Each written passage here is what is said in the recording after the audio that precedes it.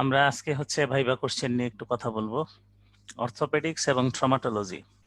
তো এটাতে আমি দেখলাম যে 60% কোশ্চেন আসে তোমার অর্থোপেডিক্স থেকে, 40% ট্রমা থেকে, ট্রমাটোলজি থেকে। তো অর্থোপেডিক্স এর যে 60%, তো তার 1/3 দেখলাম মাস্কুলোস্কেলেটাল ইনফেকশন, মানে অস্টিওমাইলাইটিস, সেপ্টিক আর্থ্রাইটিস, এটা থেকে। 1/3 হচ্ছে তোমার বোন টিউমার থেকে, আর বাকি সব মিলে 1/3 আসে। তো আমরা আজকে শুরু করি। চলো, প্রথম দিকের যে কোশ্চেন গুলা, মানে যে কোশ্চেন গুলা খুব মানে ঘন ঘন আসে, রিপিটেডলি আসে, তো ওই কোশ্চেন গুলা দিয়ে শুরু করি। অস্টিওমাইলাইটিসে যে কোশ্চেন গুলা আসছে, আমরা চলো একে একে আগাই। এইটা একটা কোশ্চেন ছিল, a young boy who is diagnosed as acute osteomyelitis. So what is the principle of management, what is the supportive treatment, and how the affected part can be immobilised. এই কোশ্চেনটা মানে কয়েকবার আসছে। ডায়াগনোসিস বলে দিছে যে acute osteomyelitis. কখনো কখনো এরকম আসতে পারে যে একটা পেশেন্ট, তার লিম্বের একটা অংশ, হাত অথবা পা সোলেন, রেডনেস আছে, এবং হচ্ছে বাচ্চাটা ইরিটেবল, এবং হচ্ছে তার জ্বর আছে। তো হোয়াট ইজ ইউর ডায়াগনোসিস? তো তোমরা সেখানে লিখবা যে ডায়াগনোসিস অ্যাকিউট অস্টিওমাইলাইটিস, সাথে ডিফারেন্সিয়াল ডায়াগনোসিস দিয়ে দিবা। যদি একটা সিনারিও থাকে এবং সিনারিওটাতে তোমার ইনভেস্টিগেশন, তারপরে হচ্ছে টোটাল ফাইন্ডিংস না দেয়া থাকে, তাহলে তোমরা একটা ডায়াগনোসিসে কনফাইন্ড থাকবে না, যে my clinical diagnosis is like osteomyelitis but it may have some differential diagnosis. এটা লিখলে হচ্ছে বেটার, এবং সেখানে আনসার বেশি ক্যারি করবে এবং স্মার্ট আনসার হবে সেটা। আর যদি একটা সিনারিওতে একটা রোগকে ডায়াগনোসিস করার জন্য হিস্ট্রি লাগে, এক্সামিনেশন ফাইন্ডিংস লাগে, ইনভেস্টিগেশন ফাইন্ডিংস লাগে, if you have all the informations, তাহলে তোমরা কনফার্ম ডায়াগনোসিস লিখে ফেলবা। তো এই কোশ্চেনটা যে বলেই দিছে যে অ্যাকিউট অস্টিওমাইলাইটিস হিসেবে ডায়াগনোসিস হয়েছে, তাহলে প্রিন্সিপাল অফ ম্যানেজমেন্ট আমরা আগে পড়ছি, যে সাপোর্টিভ ট্রিটমেন্ট দিব পেইনের জন্য, ডিহাইড্রেশনের জন্য। স্প্লিন্টিং করব এফেক্টেড পার্ট, অর্থাৎ তার লিম্বের যেই অংশটাতে অ্যাকিউট অস্টিওমাইলাইটিস। এখানে দেখো যে অ্যাকিউট অস্টিওমাইলাইটিস ডায়াগনোসড হয়েছে, বাট সাইট মেনশন করে নাই। তো আনসারটা একটু টেকনিক্যালি দিতে হবে, স্প্লিন্টেজ ফর এফেক্টেড পার্ট। এটা যদি দেয়া থাকতো অ্যাকিউট অস্টিওমাইলাইটিস অফ টিবিয়া, তাহলে তুমি বলতা স্প্লিন্টেজ অফ লোয়ার লিম্ব, এবং অ্যান্টিবায়োটিক দিবা। অ্যান্টিবায়োটিকটা এখানে মেনশন করে দিবা যে আইভি রোটে, এবং হচ্ছে ফলোড বাই ওরাল। আর সার্জিক্যাল ড্রেনেজ, সার্জিক্যাল ড্রেনেজ হচ্ছে ইফ নিডস। আমরা জানি সব অ্যাকিউট অস্টিওমাইলাইটিসে সার্জিক্যাল ড্রেনেজ লাগে না। তো প্রিন্সিপাল এই চারটা, এবং চারটার ক্ষেত্রে যে কথাটা বললাম, অ্যান্টিবায়োটিক সম্বন্ধে একটা কথা লিখে দিবা, সার্জিক্যাল ড্রেনেজ লিখে দিবা যে ইফ নিডস, যদি ইন্ডিকেশন থাকে। আর কখন সার্জিক্যাল ড্রেনেজ আমরা করি, এটা আমরা আলাপ করেছি এর আগে, যে আমার ট্রিটমেন্ট এডিকুয়েট হওয়ার পরেও সিমটম কমছে না, রেসপন্স করছে না, এবং একটা পেশেন্টের ওই অস্টিওমাইলাইটিস যে জায়গাটায়, সেই জায়গাটাতে একটা অ্যাবসেস হয়ে গেছে, সেই ক্ষেত্রে ড্রেনেজ ইজ ইন্ডিকেটেড। তো আসলে কোশ্চেনের সেকেন্ড পার্টটা, যে what is the supportive treatment.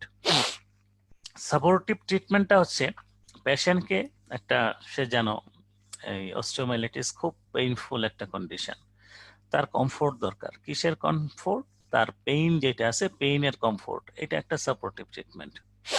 Analgesic দিতে হবে একটা রেগুলার ইন্টারভেলে, উইদাউট, মানে তুমি পেশেন্ট কখন ব্যথার কথা বলবে তখন আমরা পেইনের ওষুধ দিব, এরকম না, বরং রেগুলার ইন্টারভেলে আমরা যে অ্যানালজেসিকটা পেশেন্টের জন্য ইউজ করতেছি, সেই অ্যানালজেসিকটা ওর যে ডিউরেশন, ওর যেভাবে দিতে হয়, ঠিক সেইভাবে আমরা দিতে থাকবো।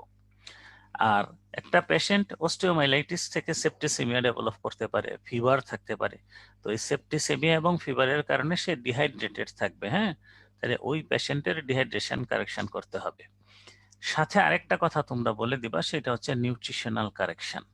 আমরা জানি যে অস্টিওমাইলাইটিস সাধারণত যেই সমস্ত রিস্ক ফ্যাক্টরের সাথে অ্যাসোসিয়েশন থাকে, তার মধ্যে একটা হচ্ছে তোমার মেল নিউট্রিশন। তো মেল নিউট্রিশন থাকলে মেল নিউট্রিশন কারেকশন করা, এইটাও একটা সাপোর্টিভ ট্রিটমেন্টের পার্ট হবে।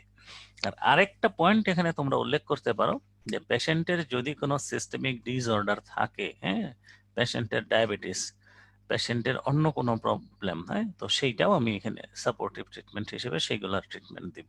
তাহলে এই তিনটা প্লাস পেশেন্টের নিউট্রিশনাল ইমপ্রুভমেন্ট অ্যান্ড পেশেন্টের কোনো অ্যাসোসিয়েটেড ডিজিজ যদি থাকে, systemic disease like diabetes mellitus, so we have to treat that systemic disorders.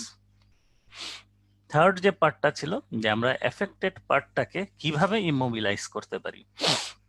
আমরা কতগুলা স্প্লিন্টেজ ইউজ করি, হ্যাঁ, স্প্লিন্টেজ বলতে আমি কাস্টের কথা বোঝাচ্ছি।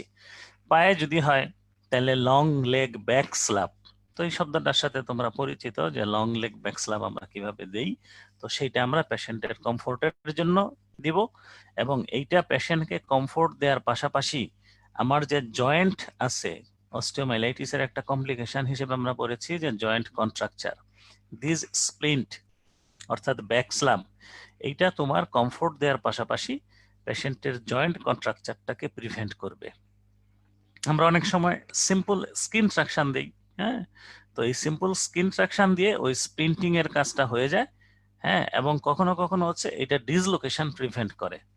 তোমরা জানো যে কিছু জায়গা আছে যেখানে metaphysis of the bone is intracapsular, তো সেই ক্ষেত্রে অস্টিওমাইলাইটিস থেকে সেপ্টিক আর্থ্রাইটিস হতে পারে, এবং বাচ্চাদের সেপ্টিক আর্থ্রাইটিস থেকে জয়েন্ট ডিসলোকেশন হতে পারে।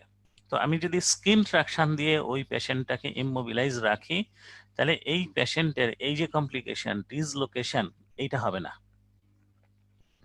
ঠিক আছে, এই যে প্লাস্টার স্ল্যাব অথবা হাফ সিলিন্ডার কাস্ট এগুলা দিয়ে আমরা ইমোবিলাইজ করতে পারি। তাহলে এই কোশ্চেনটা মোটামুটি যদি আসে ইনশাল্লাহ আমরা পারবো আশা করি। Next, what are the complications of acute osteomyelitis?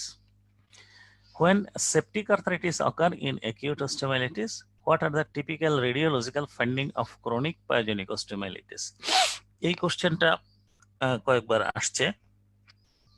তো acute osteomyelitis এর কমপ্লিকেশন আমার মনে হয় তোমরা সবাই জানো যে এপিফাইশিয়াল ড্যামেজ হতে পারে, বোন গ্রোথে ডিস্টারবেন্স হতে পারে, সেপ্টিক আর্থ্রাইটিস হতে পারে, মেটাস্টেটিক বোন ইনফেকশন হতে পারে, প্যাথোলজিক্যাল ফ্র্যাকচার, অ্যাকিউট থেকে chronic osteomyelitis and even septicaemia can occur. তো এই কয়টা পয়েন্ট লিখে দিবা। এখন second part of the question was যে সেপ্টিক আর্থ্রাইটিস কখন অ্যাকিউট অস্টিওমাইলাইটিস এর সাথে একসাথে হয়। হ্যাঁ, আমরা পড়ছি যে যেই জয়েন্টগুলাতে মেটাফাইসিস গুলা ইন্ট্রাক্যাপসুলার, এই অস্টিওমাইলাইটিসে আমরা একটা ছবি দেখেছিলাম, হিপের কথা কল্পনা করো, প্রক্সিমাল ফিমারটা হিপ জয়েন্টের ক্যাপসুলের ভিতরে। তোমরা এলবো জয়েন্টের কথা ভাবো, রেডিয়ালের মেটাফাইসিসটা, রেডিয়াসের মেটাফাইসিস এটা ইন্ট্রাক্যাপসুলার। তারপরে তোমরা হচ্ছে প্রক্সিমাল হিউমেরাস অর্থাৎ শোল্ডারের কথা ভাবো, অ্যাঙ্কেলের কথা ভাবো, অর্থাৎ যেই সমস্ত জায়গায় আমার হাড়ের মেটাফাইসিসটা, যেই মেটাফাইসিসটায় আমার অস্টিওমাইলাইটিস হয়েছে সেটা একটা পার্ট অফ ইন্ট্রাক্যাপসুলার জয়েন্ট, সেই ক্ষেত্রে অস্টিওমাইলাইটিসের সাথে সাথে সেপ্টিক আর্থ্রাইটিস কনকমিট্যান্টলি হতে পারে। হ্যাঁ, এটা একটা ইম্পর্টেন্ট পয়েন্ট, যেখানে মেটাফাইসিস ইন্ট্রাক্যাপসুলার। উদাহরণ হিসেবে তোমরা বলবা যে প্রক্সিমাল হিউমেরাসের কথা, প্রক্সিমাল ফিমারের কথা, ডিস্টাল টিবিয়া ফিবুলার কথা।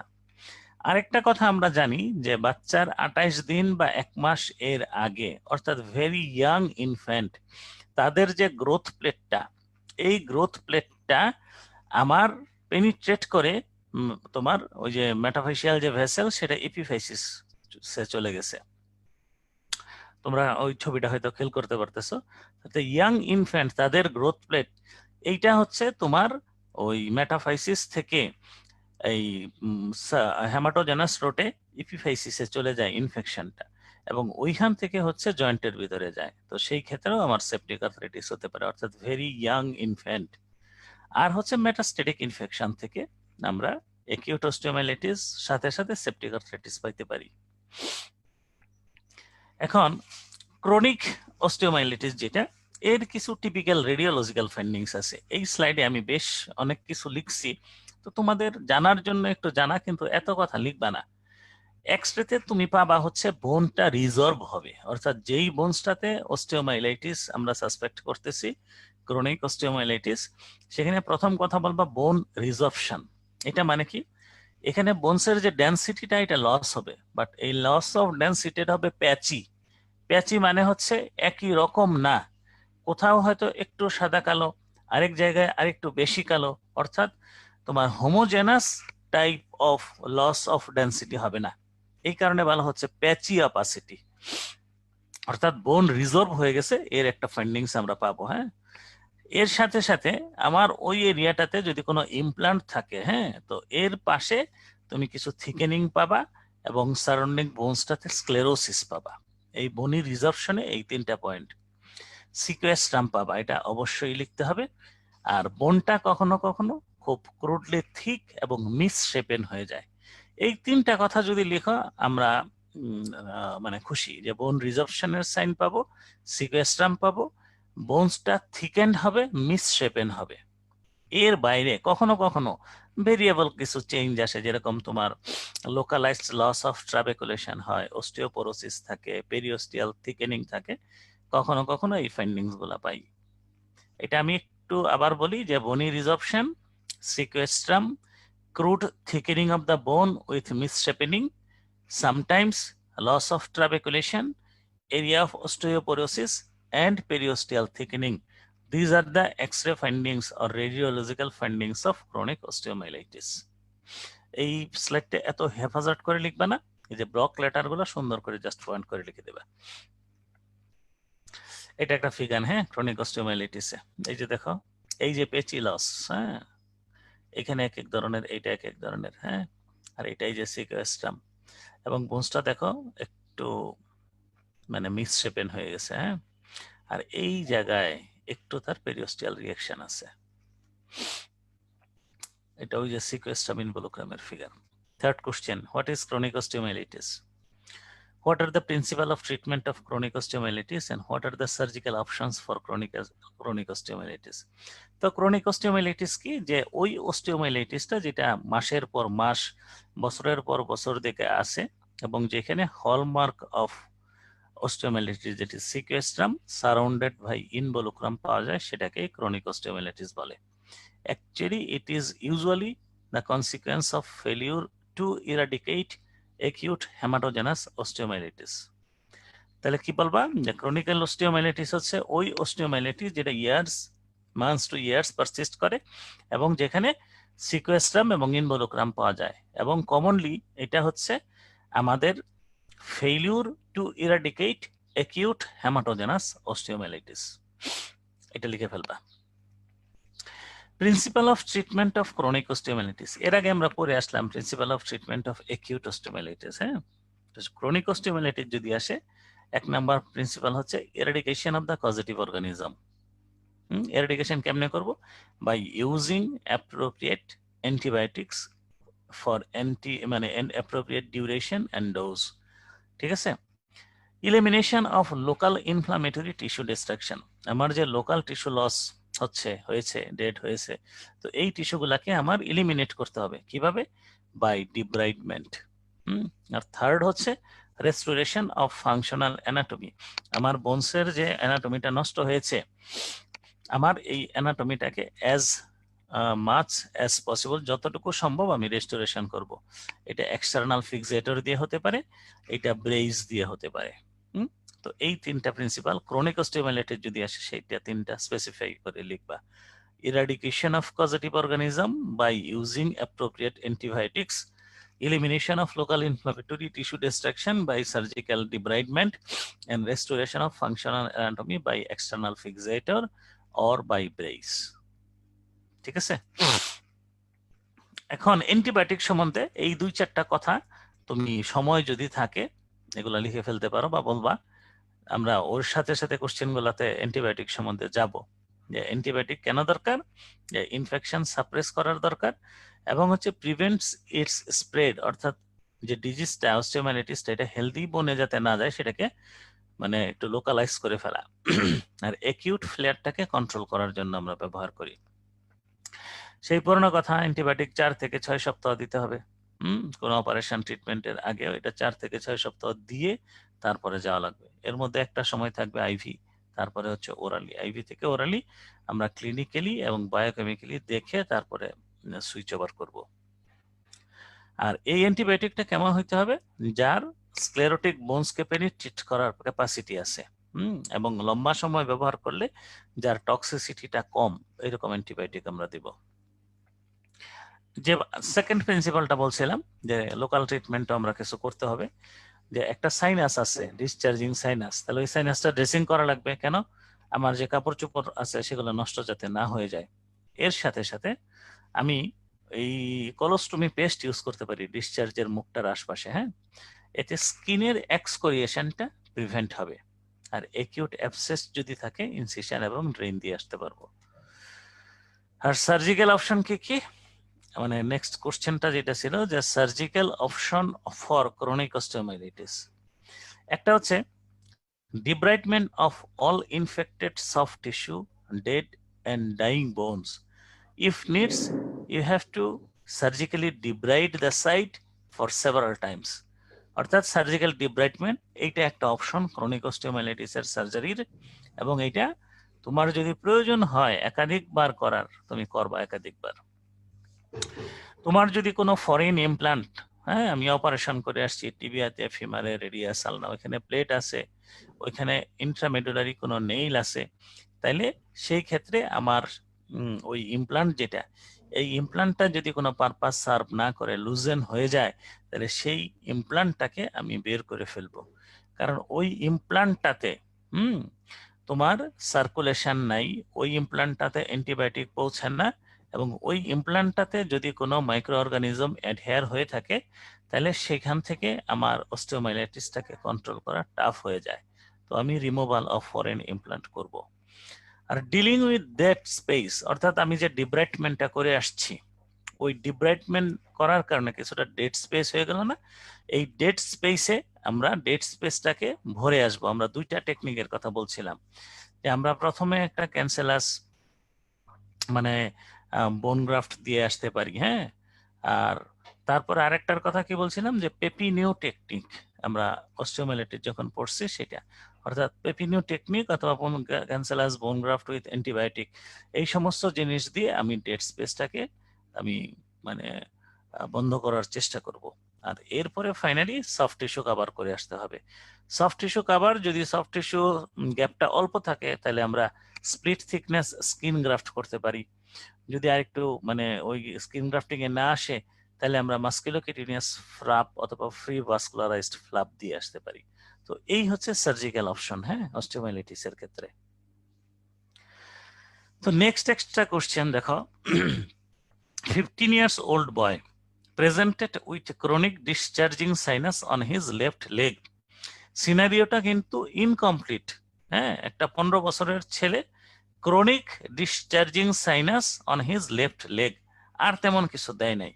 তো যেহেতু ডিসচার্জিং সাইনাস আছে এবং লেগের কথা বলা হচ্ছে, তো তুমি সেখানে ক্রনিক অস্টিওমাইলাইটিসটা লিখতে পারো, হ্যাঁ, as a clinical diagnosis.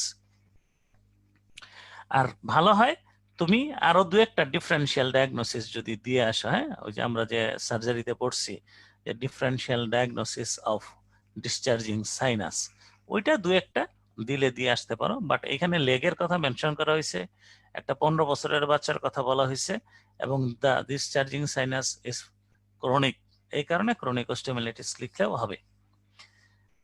How plain X-ray will help you to diagnose the case. তাহলে প্লেইন এক্সরেতে আমি কিভাবে ডায়াগনোজ করতে পারি? প্লেইন এক্সরে আমাকে ওই যে যেই কথাগুলো বলে আসলাম, যে সিকুয়েস্টাম, লস অফ ট্রাবিকুলেশন, তারপরে হচ্ছে তোমার হেজি একটা অপাসিটি, হ্যাঁ, মিস শেপেনিং, এই জিনিসগুলা একটা হেল্প করতে পারে। দুই, এক্সরে আমার এখানে আরেকটা হেল্প করতে পারে, যে আমার কোনো ফ্র্যাকচার আছে কিনা, প্যাথোলজিক্যাল ফ্র্যাকচার, অথবা আমার ওইখানে কোনো লোকাল কোনো ডিজিজ, যেরকম বোনের কোনো টিউমার আছে কিনা, এইটা থেকে এক্সক্লুড করতে পারে। অর্থাৎ এক্সরে এখানে দুইটা role, one is for diagnosis, another is for exclusion of local disease. আর প্রিন্সিপাল অফ ম্যানেজমেন্ট একটু আগে আমরা যেটা বললাম, যে 3টা পয়েন্ট, এই 3টা পয়েন্ট বলে দিবা। ডিফাইন অস্টিওমাইলাইটিস, তো এটা তো জানোই, অ্যাকিউট অথবা ক্রনিক ইনফ্লামেটরি প্রসেস অফ বোন মেরু অ্যান্ড স্ট্রাকচার। হ্যাঁ, এটার ক্লাসিফিকেশন এবং what is the pathogenesis of osteomyelitis. দেখো এই কোশ্চেনটা আসলে কোশ্চেনটাই মানে ঠিক মতো করা হয় নাই, যে প্যাথোজেনেসিস অফ অস্টিওমাইলাইটিস অ্যাকিউট অথবা ক্রনিক এটা মেনশন করে নাই। তো সেই ক্ষেত্রে যদি এরকম থাকে প্যাথোজেনেসিস অফ অস্টিওমাইলাইটিস, তোমরা বুঝবা যে ক্রনিক অস্টিওমাইলাইটিস এর কথা চাওয়া হচ্ছে। ক্লাসিফিকেশন এটা আমরা পড়েছি যে অ্যাকিউট হেমাটোজেনাস হতে পারে, সাব অ্যাকিউট হতে পারে, ক্রনিক হতে পারে, আর ক্রনিক রিকারেন্ট মাল্টিফোকাল হতে পারে। হ্যাঁ, এখন প্যাথোজেনেসিসটা এটা আমি এখানে ক্রনিক অস্টিওমাইলাইটিস এর প্যাথোজেনেসিস বলার চেষ্টা করছি, তো এইটাই বলবা। আর যদি উল্লেখ করে যায় pathogenesis of acute or pathogenesis of chronic, সেটা বলবা। হ্যাঁ, তো কখনো কখনো কোশ্চেন হয় যে সিকোয়েস্টরা কিভাবে ক্রনিক অস্টিওমাইলাইটিসে ফরমেশন হয়, তার মানে কিন্তু প্যাথোজেনেসিসটাই। হ্যাঁ, এই দুইটা কোশ্চেন ঘুরায় ফিরে আসে, যে কখনো প্যাথোজেনেসিস জানতে চায়, কখনো জানতে চায় তোমার হচ্ছে সিকোয়েস্ট্রাম ফরমেশন কিভাবে হয়, ডিসচার্জিং সাইনাস ফরমেশন কিভাবে হয়। তো প্যাথোজেনেসিস আমরা কি জানি যে ওইখানে মেটাফাইসিস রিজিয়নে অস্টিওমাইলাইটিসটা হয়, কর্টেক্সটা ওই অঞ্চলে থিন থাকে, পেরিওস্টিয়ামটা লুজ থাকে। তাহলে thin metaphyseal cortex and loose periosteum, সাথে আছে ওইখানে ইনফেকশন। এতে হয় কি, ট্রিটমেন্ট আমি দিতে পারলাম না, তখন ইনফেকশনটা ওই সাবপেরিওস্টিয়াল রিজনে চলে যায়। ওই তোমার মেটাফাইসিয়াল কর্টেক্সটা ব্রেকডাউন হয় এবং লুজলি অ্যাটাচড পেরিওস্টিয়ামটা মানে ডিটাচড হয়ে যায়। এরপরে ওইখানে সাবপেরিওস্টিয়াল যে কালেকশন হইলো, কালেকশনটা ওই বোনসের তোমার ডায়াফাইসিস বরাবর ট্রাভেল করে এবং এতে ওই ডায়াফাইসিসের যে পেরিওস্টিয়াম ওইটাও ডিটাচড হয়ে যায়, এন্ড আলটিমেটলি একটা বড় এলাকা পেরিওস্টিয়াম থেকে ডিটাচড থাকে। অর্থাৎ ডায়াফাইসিস মাঝখানে অ্যাবসেস ওই যে পাস, আর তারপরে হচ্ছে পেরিওস্টিয়াম, এতে পেরিওস্টিয়াল সার্কুলেশনটা হ্যাম্পার হয় একটা লম্বা এরিয়াতে। এটা আলটিমেটলি সিকোস্টাম তৈরি করে। তো যদি কোশ্চেনটা চাওয়া হয় সিকোস্টাম কিভাবে হয়, তাহলে এই যে এই পর্যন্ত বলে ফেলবা যে সিকোস্টাম তৈরি হয়ে গেল। যদি কোশ্চেনটা চাওয়া হয় সাইনাস কিভাবে তৈরি হয়, তারপরে বলবো যে সিকোস্টাম তৈরি হইলো, এই সিকোস্টামের চারপাশে আস্তে আস্তে আস্তে আস্তে হয় কি, তোমার ইনভলুক্রাম তৈরি হয়। এই সিকোস্টামটা তোমার ব্যাকটেরিয়া হারবার করে এবং সেখানে অ্যান্টিবায়োটিক পৌঁছে না সিকোস্টামে, পরে ওইখান থেকে তোমার ইনফেকশন মাঝে মাঝে ফ্লেয়ার আপ করে এবং এই ইনফেকশনটা থেকেই ক্রনিক ডিসচার্জিং সাইনাস ডেভেলপ হয়ে যায়। তো প্যাথোজেনেসিস চাইলে এই পর্যন্ত বলবা, আর যদি সিকোস্টাম কিভাবে তৈরি হয় এই পর্যন্ত বলবা, আর কিভাবে ডিসচার্জিং সাইনাস তৈরি হয় বললে লাস্ট পর্যন্ত বলবা। In growing child, involucrum formation can be extended and creating new bone around the cecostum from which infection may be reactivated and erupt into draining sinus. তো এখানে কিন্তু তিনটা কোশ্চেন আমরা আলাপ করলাম। নেক্সট কোশ্চেন যে which group of people suffer from osteomyelitis, মানে risk গ্রুপের কথা বলা হচ্ছে। তো রিস্ক গ্রুপ কারা, যাদের মেল নিউট্রিশন আছে অর্থাৎ মেল নারিশড, যারা ডায়াবেটিসে ভুগতেছে, যারা ইমিউন ডেফিসিট, যারা ইমিউনোসাপ্রেসিভ ড্রাগ ইউজ করে, যারা পেরিফেরাল ভাস্কুলার ডিজিজে ভুগতেছে, আয়াট্রোজেনিক ইনভেসিভ কোনো মেজার মানে করার আগে, তারপরে হচ্ছে সিভিয়ারলি ট্রমাটাইজড পেশেন্ট। তো এই গ্রুপ অফ পেশেন্টের আমার অস্টিওমাইলাইটিস হওয়ার চান্স আছে। Second part of this question, what are the important organism for osteomyelitis, এটা তো তোমরা ভালো করেই জানো। স্টাফিলোকক্কাস অরিয়াস 70% কেসে, স্টেপটোকক্কাস যাদের ক্রনিক স্কিন ইনফেকশন আছে, স্টেপটোকক্কাস নিউমোনি থেকেও কখনো হয়, বাচ্চাদের হচ্ছে হিমোফাইলাস ইনফ্লুয়েঞ্জি, এছাড়া ইকোলাই, সিডোমোনাস, প্রোটিয়াস এবং সালমোনেলা থেকেও হতে পারে। তো কোশ্চেনটা কখনো একটু ঘুরাইয়ে আসে, মেনশন করে দেয় যে what are the gram positive organism, what are the gram negative organism. তাহলে গ্রাম পজিটিভ নেগেটিভটা তোমরা একটু আলাদা করে তখন বলে ফেলবা যে এগুলো গ্রাম পজিটিভ, এগুলো গ্রাম নেগেটিভ। এই যে গ্রাম নেগেটিভ বলতে বলতে চলে আসছে যে Haemophilus, Kingella, Salmonella, E coli, Pseudomonas, Proteus. হ্যাঁ, এই জিনিসপত্রগুলা। Name some important gram negative organism of bone and joint infection, specify করে দিলে তোমরা স্পেসিফাই করবা। এখন নেক্সট যে কোশ্চেনটা 7 B, what is the usual cause of culture negative in established bone or joint infection. আমরা কি জানি অস্টিওমাইলাইটিসে আমাদের যে আমরা যে ইনভেস্টিগেশন গুলা করি তার মধ্যে একটা হচ্ছে কালচার সেন্সিটিভিটি। তো এই কালচার সেন্সিটিভিটি আমাদেরকে কি করে, যে আমাদের অ্যান্টিবায়োটিক সেন্সিটিভিটি কতটুকু এবং আমার অ্যান্টিবায়োটিকটা কতটুকু কাজ করতেছে এবং পজিটিভ অর্গানিজমটা কি এটা আইডেন্টিফাই করতে সাহায্য করে। তো একটা বড় অংশতেই কালচার সেন্সিটিভিটি রিপোর্টটা নেগেটিভ আসে। Blood cultures are positive in less than half the cases of proven infection. মানে অস্টিওমাইলিটিস তুমি বুঝতেছো, কিন্তু ব্লাড কালচারে অনলি 50% পজিটিভ আসে। তো তারপরেও কেন নেগেটিভ আসে? এই সময় আমরা অ্যান্টিবায়োটিক আগে ইউজ করে ফেলি, অর্থাৎ একটা অ্যান্টিবায়োটিক চলতেছে, অ্যান্টিবায়োটিক চলা অবস্থায় আমি যদি একটা ব্লাড কালচার করি সেই ক্ষেত্রে আমার এটা নেগেটিভ আসতে পারে। তো আরেকটা হইতে পারে যে এই কারণেই আমি যে অ্যাডমিনিস্ট্রেশন অফ অ্যান্টিবায়োটিক করব, এই অ্যান্টিবায়োটিক অ্যাডমিনিস্ট্রেশনের আগেই আমি সাসপেক্টেড কেসে ব্লাডটা ড্র করে ফেলবো। তো সেই ক্ষেত্রে কালচার সেন্সিটিভিটিটা নেগেটিভ আসবে না।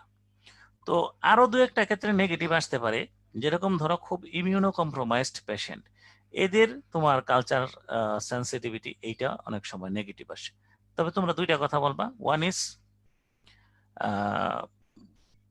specimen taken when patient is already taking some antibiotics, ঠিক আছে। আর দ্বিতীয় হচ্ছে যে তুমি ইমিউনো কম্প্রোমাইজড পেশেন্টেরও কখনো কখনো নেগেটিভ আসতে পারে।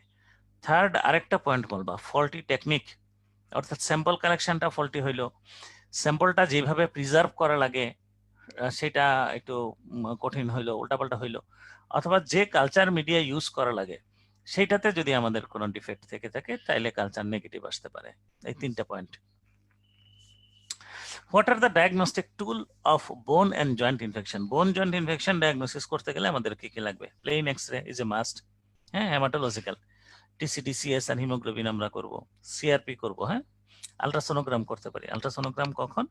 একিউট অস্টিওমাইলাইটিসে আলট্রাসোনোগ্রাম করলে সেই ক্ষেত্রে আমার মানে ডিপ সফট টিস্যু সোয়েলিং এটা আমরা পেতে পারি। তবে আলট্রাসোনোগ্রামটা অস্টিওমাইলাইটিসের ক্ষেত্রে খুব কমনলি ইউজড মানে ইনভেস্টিগেশন না, তবে করা যেতে পারে। আরেকটা হচ্ছে বোন স্ক্যান, এটা খুবই মানে ভালো ইনভেস্টিগেশন। আর এমআরআই খুব আর্লি স্টেজে আমরা যদি এমআরআই করি সেটা করতে পারবো। আর এরপরে অবশ্যই লিখে রাখবা culture sensitivity. Most certain way to confirm of bone and joint infection is to aspirate the pus aspirate করলে সেটাকে আমরা কালচার সেন্সিটিভিটি পাঠাবো। এছাড়াও ব্লাড কালচার করতে পারি। তো ডায়াগনস্টিক টুল এগুলো বললেই হবে। Next question, characteristics of chronic osteomyelitis.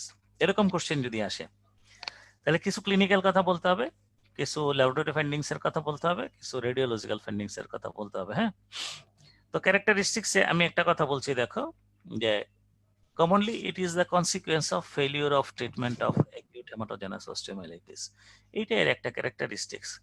Usually আমরা অ্যাকিউট হেমাটোজেনাস অস্টিওমাইলাইটিস ট্রিটমেন্ট করতে ফেল করলে তখনই ক্রনিক অস্টিওমাইলাইটিসটা ডেভেলপ করে।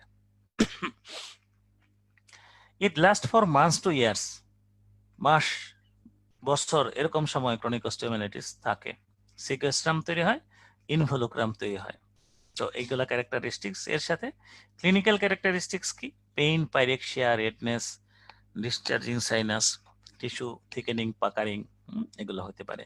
সেরোপোরোলাইন ডিসচার্জ থাকতে পারে, বোন ডিফর্মিটি থাকতে পারে, বোনের নন ইউনিয়ন থাকতে পারে। এই পয়েন্টগুলো লিখে দেবা বা বলবা।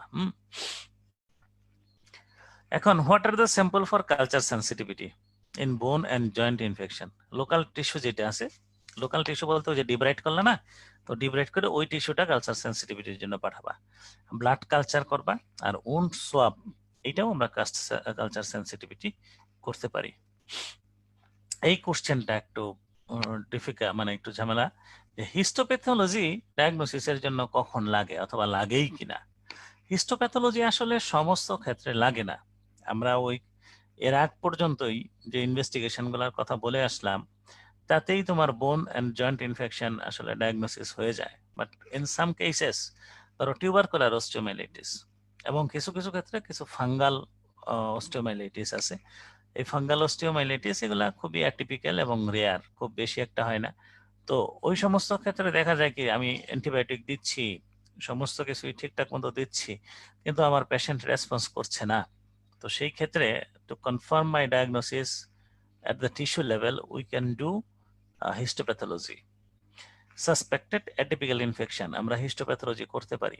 আর সাসপেক্টেড ফোকাল ডিজিজ, এর আগে বলে আসলাম না যে অস্টিওমাইলাইটিস এটা কিন্তু কনফার্ম ডায়াগনোসিস আমি করতে পারলাম না, ট্রিটমেন্ট দিলাম, ভালো হচ্ছে না, আসলে সেখানে হয়তো বা হয়ে আছে অন্য কিছু, ইউইংস সার্কোমা, বোন টিউমার, এটা অনেকটা একেবারে অস্টিওমাইলাইটিসের মতো প্রেজেন্টেশন।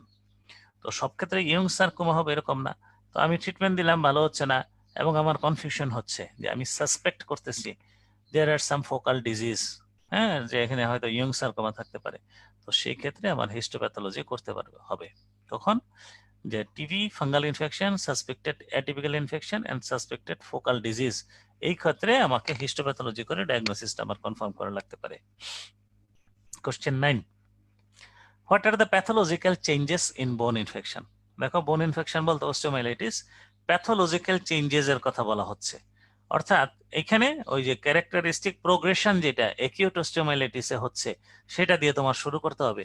যে প্রথমে ইনফ্লামেশন হয়, পরে সাপুরেশন হয়, পরে নেক্রোসিস হয়, আমি যদি ট্রিটমেন্ট করে ফেলি রিঅ্যাক্টিভ নিউবোন ফরমেশন হয়, রেজলিউশন হয়ে যায়। আর যদি ট্রিটমেন্ট ঠিকঠাক মতো না করতে পারি তাইলে এর যে কমপ্লিকেশন, হ্যাঁ, প্যাথোলজিক্যাল ফ্র্যাকচার, ডিসচার্জিং সাইনাস, এই সমস্ত জিনিস হতে পারে।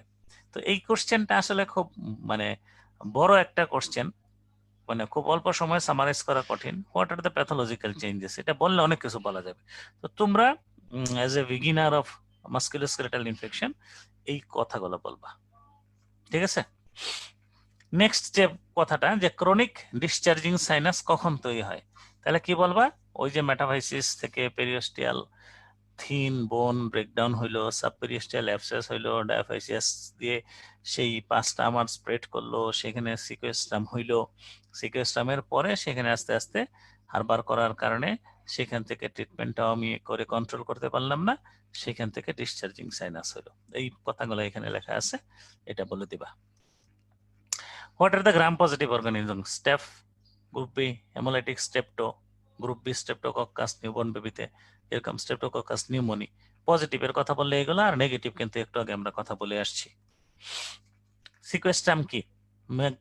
Mechanism of formation of sequestrum, enumerate 3 complication of chronic osteomyelitis. Sequestrum মানে কি? Pathological definition of sequestrum is defined as devitalized bone that has been separated from its surrounding bone during the process of necrosis. অর্থাৎ অস্টিওমাইলাইটিসের যে নেক্রোসিসটা হচ্ছে সেখানে a piece of bone which is devitalized and has been separated from its normal surrounding bone, এটাই হচ্ছে সিকোয়েস্ট্রাম, and this is the hallmark of chronic osteomyelitis. mechanism of formation আমরা already কথা বলে ফেলছি, হ্যাঁ। 3 complication of chronic, এর আগে পড়ে আসছিলাম কিন্তু অ্যাকিউট অস্টিওমাইলাইটিস এর কমপ্লিকেশন। তো ক্রনিক যদি স্পেসিফাই করে দেয় তুমি এই কথাগুলো বলতে পারো, হ্যাঁ। রিকারেন্স অফ ডিজিজ, অর্থাৎ ক্রনিক অস্টিওমাইলাইটিস মানে ক্রনিক রিকারেন্ট হতে পারে, অস্টিওপেনিয়া থাকতে পারে, অস্টিওপেনিয়া থেকে সেখান থেকে প্যাথোলজিক্যাল ফ্র্যাকচার হতে পারে, জয়েন্ট স্টিফনেস হতে পারে, অ্যাঙ্গুলার ডিফর্মিটি হতে পারে, নন ইউনিয়ন হতে পারে, হ্যাঁ। তো এগুলো বলবা। What is the common site of involvement of osteomyelitis in children? এটা তোমরা জানো, মেটাভাইসিস, হ্যাঁ। চিলড্রেনের মেটাভাইসিসটা কমন। কেন মেটাভাইসিস? ওই যে সেখানে পিকুলিয়ারিটি অফ ভাস্কুলারিটি, ব্লাড সাপ্লাইয়ের একটা পিকুলিয়ারিটি আছে, সেখানে মেটাফেশিয়াল ভেসেলটা একটা হেয়ার পিন, চুলের ক্লিপের মতো একটা আকৃতি ধারণ করে, এবং এতে হয় কি ভাস্কুলার ফ্লোটা কমে যায়, স্টেসিস হয়ে যায়, এবং এর যে normal laminar flow of blood ওটা ডিসরাপশন হয়, টার্বুলেন্ট ফ্লো হয়ে যায়, অ্যান্ড আলটিমেটলি ভাস্কুলার স্টেসিস হয়। সেখানে ব্যাকটেরিয়া কলোনাইজেশন করে, কলোনাইজেশন করলে ওইখানে এন্ডোথেলিয়াল একটা পিকুলিয়ারিটি আছে যে গ্যাপ জাংশনটা হোয়াইট থাকে, সেখান থেকে অর্গানিজম খুব ইজিলি তোমার বোনসে মেটাফেশিয়াল পার্ট অফ দ্য বোনে চলে যায়। তাহলে আমরা কমন সাইট হচ্ছে মেটাফাইসিস। কেন মেটাফাইসিস এটার ব্যাখ্যা তোমরা বলে ফেলবা, ঠিক আছে? What are the common route of entry of organism? Organism কোন কোন রুটে? এই যে ওপেন ফ্র্যাকচার হয়েছে, ওপেন ফ্র্যাকচার থেকে কন্টামিনেটেড হয়েছে, আমি একটা অপারেশন করলাম, ঠিকমতো স্টেরিলাইজেশন মেনটেন করলাম না, আমি আর্থ্রোস্কোপি করলাম, স্টেরিলাইজেশন মেনটেন করলাম না, ওইখান থেকে অর্গানিজম ঢুকে।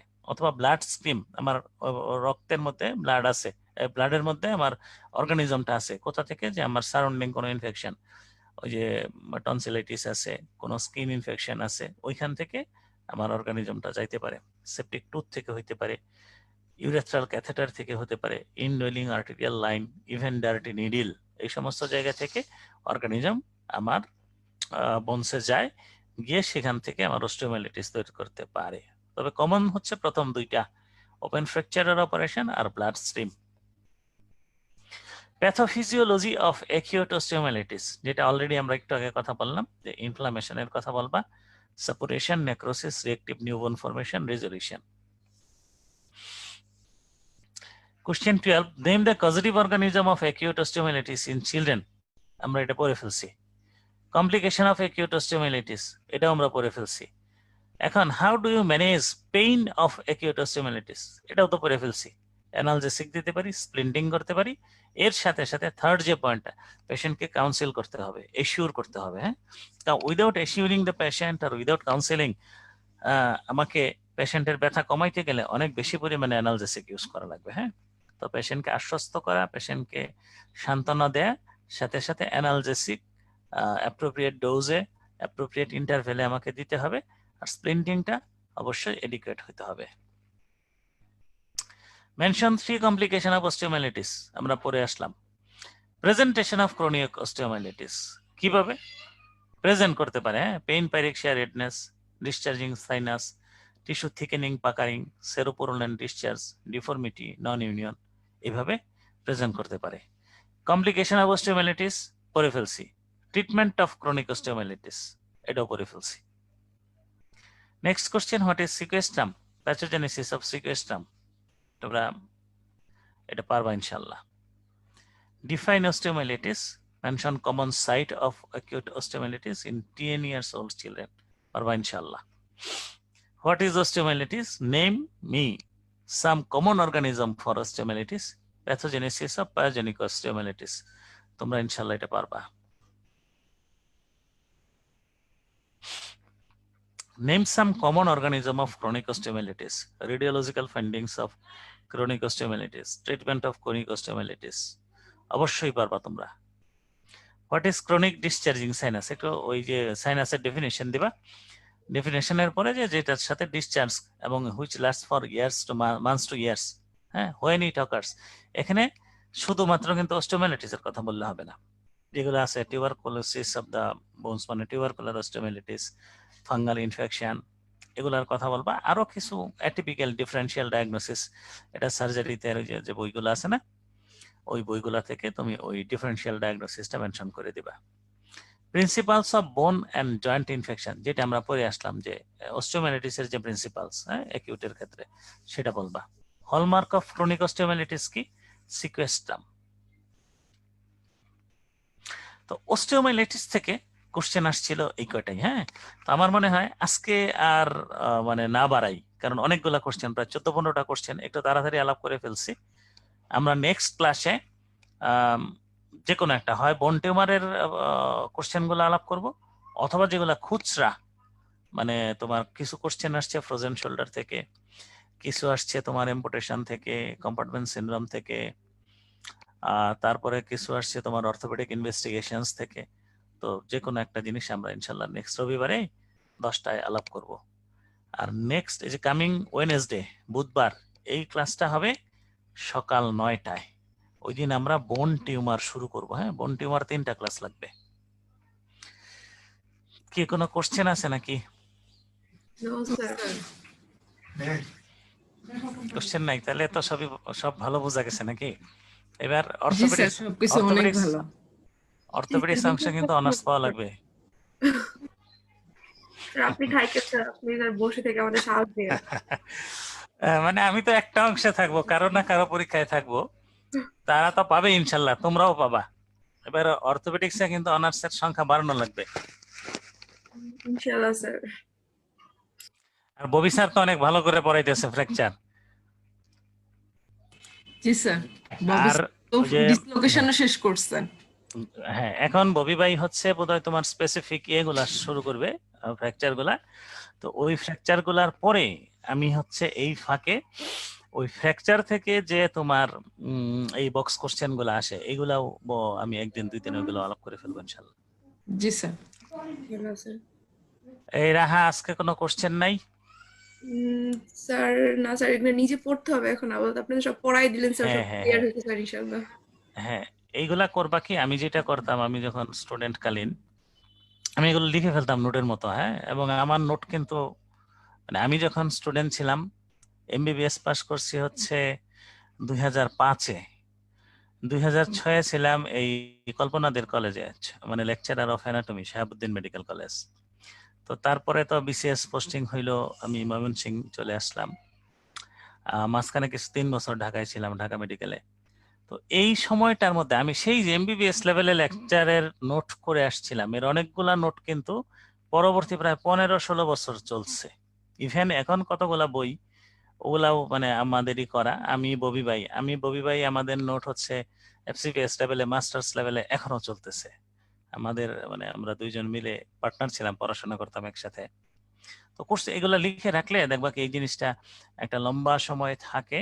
আর আমি হচ্ছে তোমাদের এই ইয়েগুলা, এই লেকচার গুলা মেইল করে দিব, ওখান থেকে তোমরা সুন্দর করে নিজেদের মতো পিডিএফ করে পড়তে থাকবে। আচ্ছা, ওকে স্যার।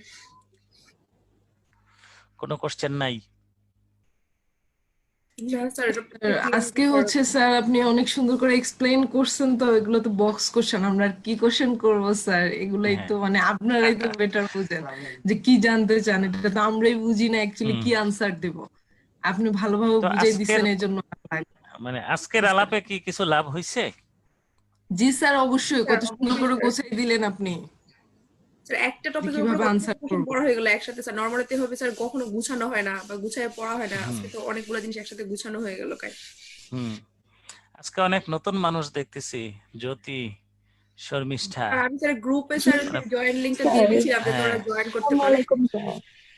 কাবিরা বাণী, পরিচিত মুখ অনেক অনেক। মানে এরা কল্পনা, এরা হচ্ছে আমার এখনকার স্টুডেন্ট আর কি, তোমরা মন খারাপ করো না। এই এদেরকে পার্সোনালি চিনি। আর তোমাদের সাথেও এখন তো সবাই স্টুডেন্ট। জি স্যার, সবাই তো পড়া স্টুডেন্ট, এক্সিসের সবাই সবাই আপনার ক্লাস স্টুডেন্ট। করতে স্যার, ইউটিউবে ফেসবুকে অনেক ক্লাস জি হ্যাঁ, স্যার, অবশ্যই সবাই, এবং আমি আশা করতেছি সবার সাথে পার্সোনালি মিট হবে ইনশাল্লাহ। হ্যাঁ, আমরা ইনশাআল্লাহ একটা, স্যার। স্যার। তোমরা এক্সিস থেকে ডাকো আমাদেরকে, একটু পজিশন, করোনা কন্ডিশন ইমপ্রুভ হোক, জি অথবা স্যার, একটা গেট আমাদের টুগেদারের এরকম একটা ব্যবস্থা প্ল্যান করো। আমাদের আছে যে প্ল্যানিং আছে স্যার, আপনি। এফএসসি স্যার প্ল্যানিং আছে স্যার আমাদের সবাইকে ডাকানো হ্যাঁ ইনশাআল্লাহ। হ্যাঁ, আমরা ইনশাল্লাহ। আর আমি তো দাওয়াত দিয়ে রাখছি ইন এনি টাইম ময়মনসিং। হ্যাঁ, তোমরা সবাই একদিন একটা দিন তারিখ ঠিক করে বলবো যে স্যার আমরা আসতেছি, ভালো জি সময় স্যার, কাটবে। ইনশাআল্লাহ স্যার। তো আজকে কি শেষ? জি স্যার, আজকে শেষ করে দেই, আবার আমরা বুধবারে তো ক্লাস হ্যাঁ, হচ্ছি। আজকে শেষ করে দাও। বুধবারে বন টিউমার ইনশাল্লাহ 9টায়, একটা ইনশাআল্লাহ। সপ্তাহ শুধু 9টায়, পরে ওকে থেকে স্যার, আবার ওই 10টায় শুরু হবে। কোনো সমস্যা নেই স্যার। আচ্ছা, থ্যাংক ইউ। হ্যাঁ, আসসালামু আলাইকুম স্যার। ঠিক আছে। আসসালামু আলাইকুম স্যার। ওয়ালাইকুম আসসালাম। আসসালামু আলাইকুম ওয়ালাইকুম আসসালাম।